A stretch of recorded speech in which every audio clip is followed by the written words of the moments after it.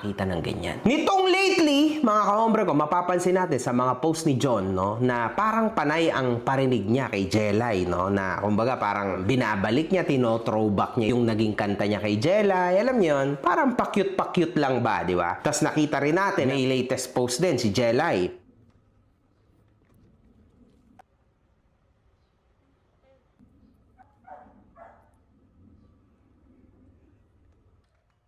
Hoy.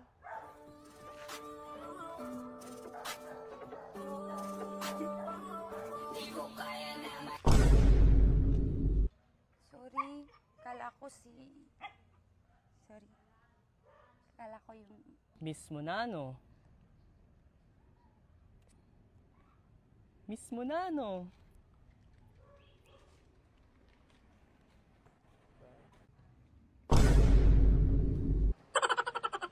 So yan mga kahombre ko, makikita natin na ginawa yan ni Jelay. Actually, nagulat ako po siya. I-message ko na nga siya dapat sa totoo lang. Jelay, puta, babalik ka ba? Ayun mukhang hindi naman talaga nangyari. So yun, ngunit, surprise! Nito lang mga kahombre ko, nag-post ho si Jelay ng isang video na may pamagat na eto na. So dito, inanunsyo niya na ho ang opisyal na pag-aproba sa kanyang annulment. Legal na siyang single muli matapos ang ilang taon ng emosyonal na sakit, mga pagdinig sa korte at pagbangon mula sa isang masakit na kasal, mga kahombre ko. So yan, napakarami nating pwedeng maging baon sa storya na to, mga kahombre ko, ng Jolay, na kumbaga una sa lahat, ang pagkakasal ay sagrado. Hindi ho yan isang biro. Ngayon sigurado ako na-realize na yan ni Jelay, mga kahombre ko, to the point na may dala na yan, di ba?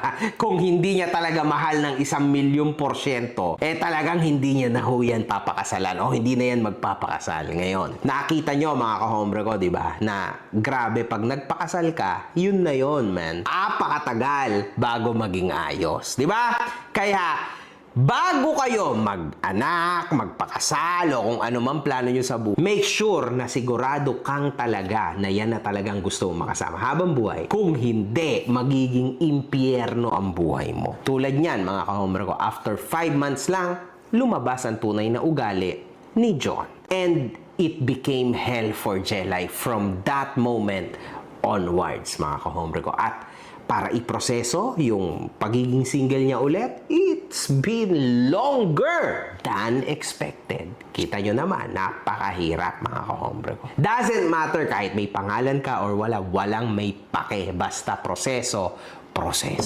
Yan yung masaklap mga kahombre ko. Kaya, para sa mga bata dyan na magpapaanak, mambubuntis, magpapakasal, mag-isip-isip kayo, huwag kayong maging tanga. Kasi tandaan nyo, itong mga to nga may pera na, nagkaganyan pa. Hindi naman lahat pinapalad tulad ng mga ito, di ba? Imaginein mo yun, wala ka nang ang pera. Ganito pa naging buhay mo. Hindi ko na lang alam kung ano na mangyayari sa'yo. In short, ang ending, sisirain or sinira mo lang ang maganda mong buhay single. One love, good fucking vibes. One love, good fucking vibes. Yes, of course. Galingan mo pa, putang ina mo!